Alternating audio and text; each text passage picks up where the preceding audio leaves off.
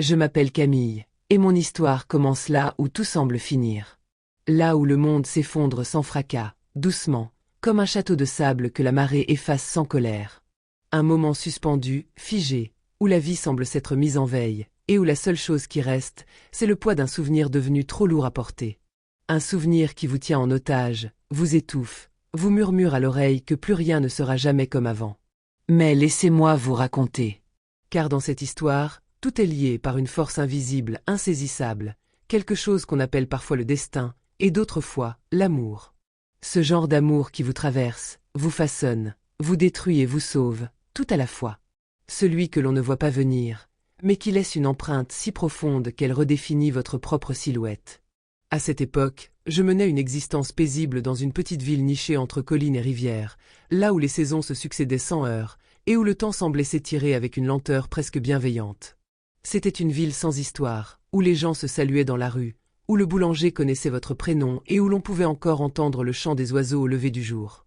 Mon quotidien se déroulait dans les murs d'une vieille bibliothèque municipale, un bâtiment aux pierres fatiguées mais pleines de mémoire. C'était mon refuge, mon sanctuaire. Là, parmi les rayons poussiéreux et les relents d'encre ancienne, j'avais trouvé une sorte de sérénité rare. Le monde extérieur pouvait bien s'agiter, moi je restais là, à classer, à ranger, à lire. Le bruissement délicat des pages tournées, les soupirs légers des lecteurs absorbés, le craquement occasionnel du parquet sous mes pas, tout cela constituait une musique familière, presque maternelle. Je n'avais pas beaucoup d'amis proches, mais cela ne me manquait pas. Les personnages des romans me suffisaient. Ils m'aimaient sans condition, me parlaient sans jugement, m'invitaient dans des mondes où l'impossible devenait tangible. Je m'étais construite une vie entre les lignes, et j'y étais bien. Mais ce confort tranquille a été brisé un après-midi d'automne. Je me souviens de ce jour avec une précision troublante, comme s'il était gravé dans ma mémoire avec des lettres de feu. Il pleuvait. Pas une de ces pluies violentes et courtes, mais une pluie lente, persistante, presque mélancolique. Elle dessinait des traînées sur les vitres de la bibliothèque, des rivières éphémères qui semblaient pleurer quelque chose que je ne comprenais pas encore. L'air était frais, humide, chargé d'une odeur de terre mouillée et de feuilles mortes. Une brise s'infiltrait par les fissures du vieux bâtiment, me caressant la nuque comme une main familière. Et puis je l'ai entendu. Le bruit d'un pas, unique, lourd, presque hésitant. Il a résonné dans le hall vide comme un battement de cœur dans une pièce silencieuse. Ce n'était pas un pas comme les autres. Il avait une texture, une lenteur, une intensité que je ne saurais expliquer. Il appartenait à quelqu'un qui ne venait pas chercher un simple livre, mais quelque chose de bien plus profond. Quand je l'ai vu apparaître, j'ai senti quelque chose se tendre en moi. Ce n'était pas de la peur, ni de l'attirance immédiate, mais une forme de tension instinctive. Il avait une aura étrange, presque irréelle. Une force discrète, mais palpable. Comme s'il transportait avec lui une tempête contenue dans un regard. Il n'était pas grand, non. Mais sa posture, elle, était imposante. Non par arrogance, mais par densité. Il avait cette manière de tenir son corps comme s'il luttait pour rester debout. Ses vêtements étaient trempés, collés à sa peau, et ses cheveux sombres, en désordre, gouttaient sur son front. Pourtant, c'est son visage qui m'a frappé. Ou plutôt, ses yeux.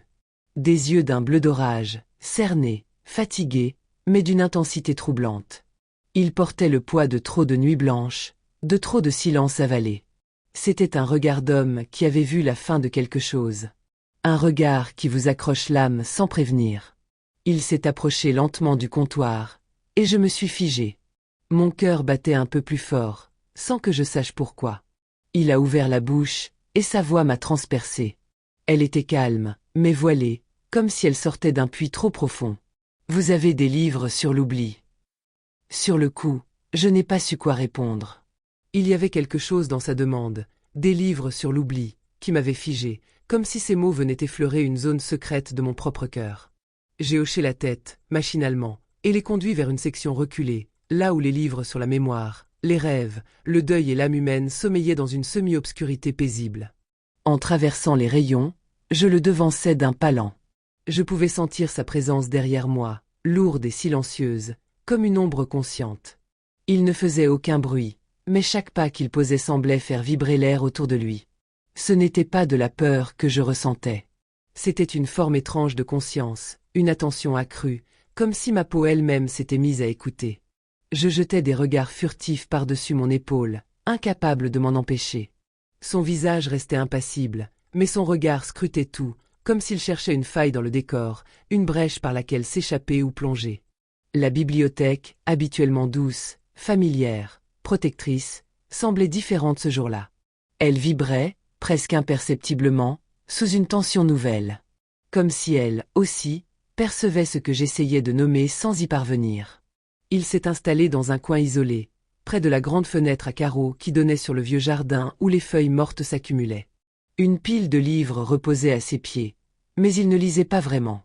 Il les tenait entre ses mains comme on tient des reliques, et les feuilletait lentement, avec une concentration douloureuse. Chaque page semblait l'user un peu plus. Il ne tournait pas les feuilles, il les affrontait. Je me suis approché, sans vraiment en avoir l'intention. Un simple geste, replacer un livre dans un rayon voisin, mais en vérité, j'étais attiré par lui comme par un aimant invisible. Nos regards se sont croisés. Il leva les yeux vers moi, et dans ce bref échange, il y avait quelque chose de nu, d'immense. Il esquissa un sourire, mais ce n'était pas un sourire de joie. C'était un sourire qui disait « Je m'excuse d'exister ainsi », un sourire fané, chargé de fatigue ancienne. « Vous cherchez à oublier quelque chose ?» lui ai-je demandé. Ce n'était pas prémédité. C'était un murmure, presque une parole lancée au hasard, pour briser ce silence trop dense, trop plein de lui. Il ferma les yeux. Longuement. Comme si cette question réveillait un écho douloureux. Lorsqu'il les rouvrit, sa voix était rauque, mais posée. Non. Je cherche à me souvenir de quelque chose. Mais le souvenir me brûle. Cette phrase. Elle s'est logée quelque part en moi, comme une épine de verre.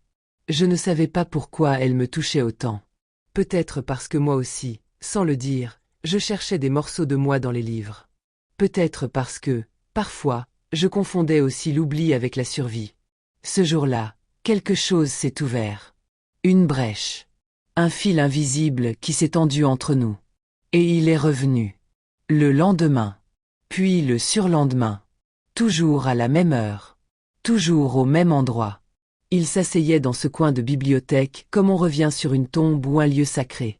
Il ne parlait pas beaucoup, mais il observait, et parfois, il écrivait dans un petit carnet noir qu'il gardait toujours avec lui.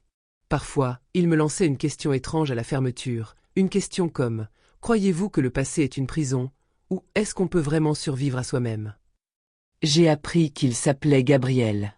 Il me l'a dit un jour, simplement, sans détour, comme on rend un nom qu'on avait presque oublié. Il m'a confié, à demi-mot, qu'il venait d'un passé qu'il ne pouvait pas effacer. Qu'il avait perdu quelque chose ou quelqu'un d'essentiel. Il ne parlait jamais clairement.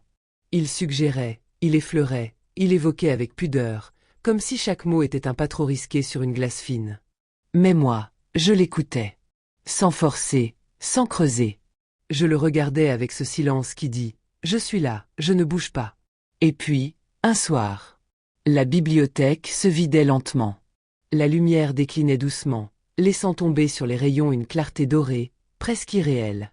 Les lecteurs partaient un à un, les voix s'éteignaient. Il ne restait que lui, assis à sa place, et moi, rangeant distraitement quelques ouvrages. Il m'a regardé. Vraiment regardé. Et d'une voix plus grave que d'habitude, il m'a demandé. « Et vous, Camille, qu'est-ce qui vous fait exister ici, à cet instant précis ?» Sa question m'a déstabilisé. Pas parce qu'elle était intrusive, mais parce qu'elle touchait un point que je m'étais efforcé d'éviter. Pourquoi lui parler de ma vie tranquille, presque terne, de mes petites habitudes millimétrées, de ce quotidien répétitif que je m'étais construit comme une coquille, pour ne plus sentir le tumulte du monde? Mais il y avait quelque chose dans sa voix, dans sa manière de me regarder, qui ne me laissait pas fuir. Et pour une raison que je ne comprenais pas encore, j'ai voulu lui répondre honnêtement. Je suis ici parce que je crois que les mots ont un pouvoir de guérison. Qu'ils peuvent réparer, apaiser. Qu'ils ont cette capacité mystérieuse de relier ce qui a été brisé. Ma voix tremblait légèrement. J'ai marqué une pause, puis j'ai ajouté, presque en murmurant. Je crois aussi qu'on finit toujours par se retrouver là où on doit être, même si on ne le sait pas encore. Il m'a regardé longtemps, comme s'il cherchait à déceler quelque chose au-delà de mes mots. Pas pour les juger, mais pour y déceler une vérité. Ce n'était pas un regard pressant, ni celui d'un homme en quête de détails. C'était un regard chargé de fatigue, de regret, mais aussi d'une immense soif de comprendre. Un silence pesant est tombé entre nous. Il avait une densité étrange, ce silence. Pas gênant. Il disait plus que tous les discours que nous aurions pu avoir. Puis, brusquement, Gabriel s'est levé.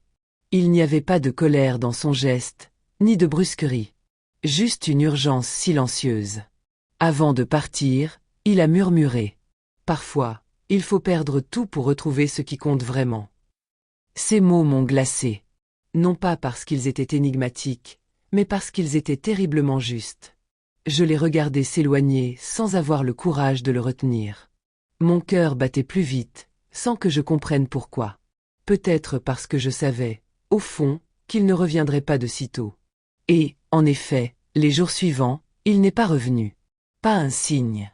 Pas un message. Rien. Son absence a rempli la bibliothèque d'un vide étrange. Même les livres semblaient moins vivants. J'essayais de me convaincre que ce n'était rien, qu'il avait juste besoin de temps.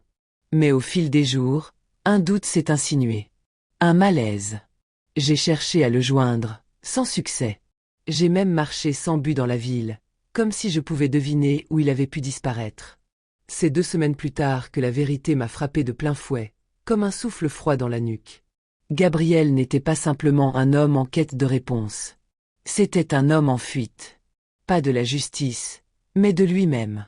Il portait en lui un passé trop lourd, un amour perdu qu'il n'avait pas su sauver, une faute irréparable commise un soir où tout s'était effondré. Un choix dont il ne parlait jamais, mais que tout en lui criait. Il ne cherchait pas l'oubli. Il cherchait le droit de se souvenir sans que cela le détruise. Je l'ai retrouvé un matin gris, dans un vieux parc à la périphérie de la ville, là où les arbres paraissent plus anciens que le temps.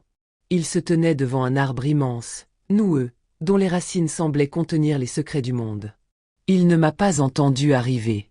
Ses yeux fixaient l'horizon, comme s'il attendait quelque chose, ou quelqu'un, ou peut-être rien. Quand il m'a aperçu, il n'a pas eu de sursaut. Il a simplement souri. Un sourire calme. Triste. Mais surtout, apaisé. Camille, j'ai compris ce que je devais faire. Je ne peux pas changer le passé, mais je peux enfin accepter ce qu'il est. Sa voix était plus posée que jamais. Il n'y avait plus la tension habituelle dans ses traits, seulement une forme de douceur nouvelle. Je me suis approché sans un mot, et il a posé une main sur mon épaule. Ce geste, si simple, contenait tout, la gratitude, la faim, le revoir. Puis, il s'est éloigné, d'un pas lent, presque solennel, et je ne l'ai pas suivi. Je n'ai rien dit. Parce qu'il y a des instants où le silence est la seule réponse digne. Où les mots seraient une trahison. Et c'est ce silence-là qui a scellé notre rencontre.